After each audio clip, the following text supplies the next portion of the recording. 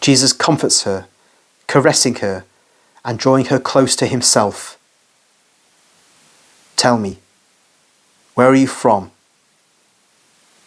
From the plain of Esdraelon.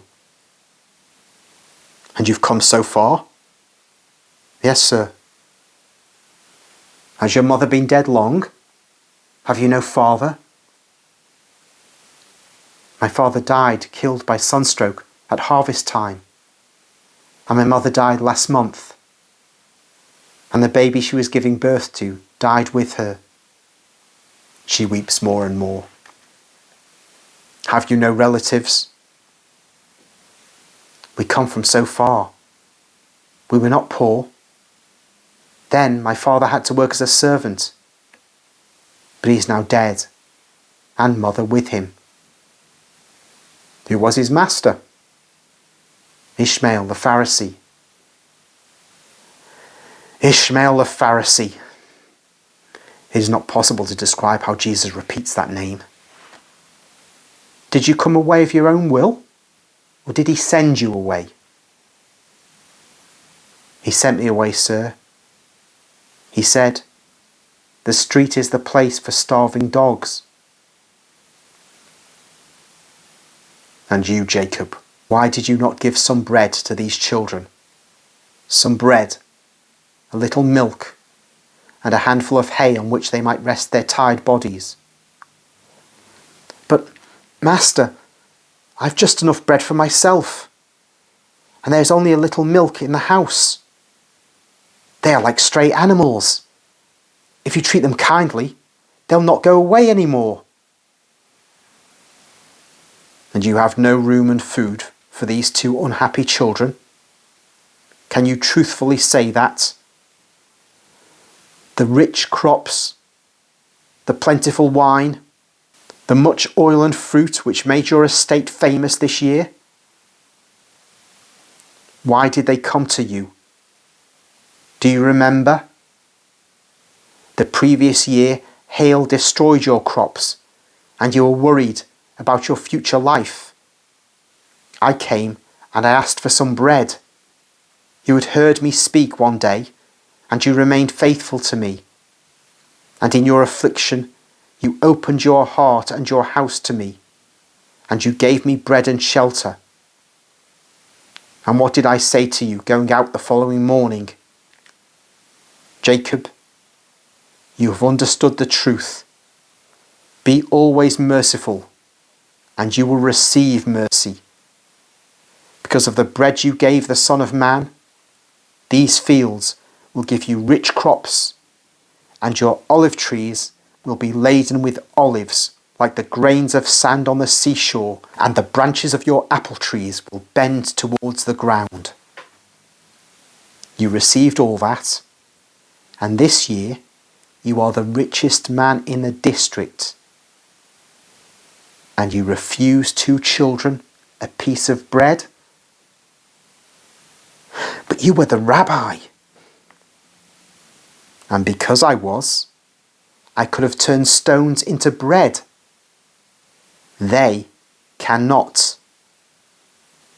I now say to you, you shall see a new miracle, and you shall regret it very sorely. But beating your chest, then say, I deserved it. Jesus turns to the children. Do not weep. Go to that tree and pick the fruit. But it is bare, sir, objects the little girl. Go. The girl goes and comes back with her dress lifted up and full of beautiful red apples. Eat of them and come with me. And to the apostles, let us go and take these two little ones to Johanna of Chusa. She remembers the benefit she received, and out of love she is merciful to those who are merciful to her. Let us go. The dumbfounded and mortified man endeavours to be forgiven. It is night, master. It may rain while you are on the way. Come back into my house. There's the maidservant going to take the bread out of the oven. I will give you also some for them. It is not necessary. You would give it for fear of the punishment I promised you, not out of love. So is this not the miracle? And he points to the apples picked on the bare tree, and which the 2 starving children are eating greedily. No. Jesus is most severe. Oh Lord, have mercy on me. I understand. You want to punish me in the crops. Have mercy, Lord. Not all those who call me Lord will have me, because love and respect are not testified by words, but by deeds. You will receive the mercy which you had. I love you, my Lord. That is not true. He loves me who loves his neighbour. That is what I taught. You love but yourself. When you love me as I taught, the Lord will come back. I am now going. My abode is to do good, to comfort the afflicted, to wipe the tears of orphans. As a mother hen stretches its wings over the helpless chicks, so I spread my power over those who suffer and are tormented. Come, children, you will soon have a home and bread. Goodbye, Jacob. And not satisfied with going away, he orders the apostles to take up the tired girl. Andrew takes her up in his arms and envelops her in his mantle, while Jesus takes the little boy, and they thus proceed along the path, which is now dark, with their pitiful loads which no longer weep. Peter says, Master, these children were very lucky that you arrived. But for Jacob, what will you do, Master? Justice. He will not starve, because his granaries are well stocked for a long time. But he will suffer shortage, because the seed he sows will yield no corn, and his olive and apple trees will be covered with leaves only.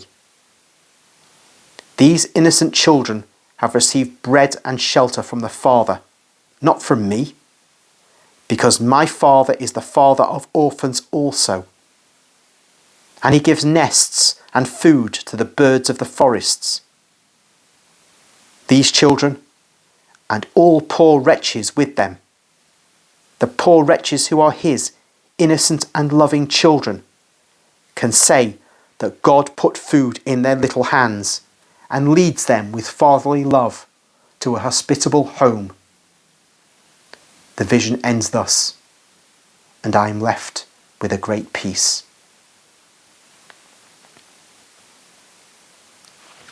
Before concluding this video, I'd just like to remark on the fact of these nature miracles. We have Jesus referring to how Jacob's crops were abundant that year. The harvest was more than anybody in the district had had. And that was because Jesus had blessed the fields of Jacob, who had given Jesus hospitality and who believed in him, but of course failed to carry that through when it came to these orphan children. But then we have Jesus simply making apples appear on a tree in November, when there will be no apples and the tree was entirely bare. And then we have effectively the curse on those crops, that they will be barren, they will fail to yield anything. And so we see how in these nature miracles, these and the calming of the storm, and in the curse of the fig tree which we have in the Gospels, Jesus is not merely exercising command over the bodies of people, he is affecting nature itself. That is the extent of his power as God. He's the creator of the universe, the creator of the earth, the one who brings the earth into being in the book of Genesis. And so he can make crops fruitful, he can make fields fruitful, or simply cause them not to produce anything at all. And it's an astonishing thing to contemplate that power that Jesus has.